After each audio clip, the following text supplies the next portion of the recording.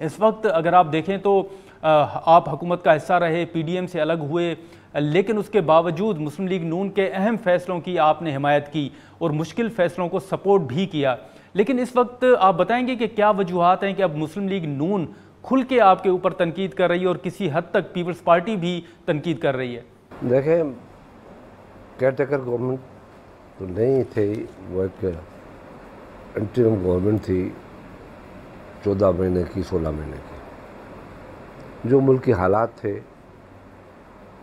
उन हालात में अगर हम कॉन्स्टिट्यूशनल के अंदर रहते हुए कदम नहीं उठाते तो हालात और भी बिगड़ जाते। और हालात की एंड आपने अभी देखी है कि जिसकी हुकूमत थी आज वो जेल में पड़ा हुआ है।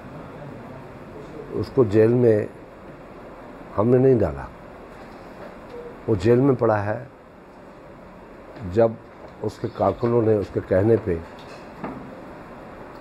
अस्करी लीडरशिप के साथ जाके उनके घरों पे हमले किए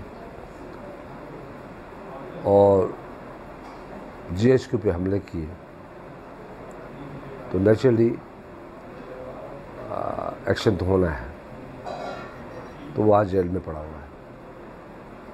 मगर हम हुकूमत में सिर्फ इसलिए आए थे, हमें पता था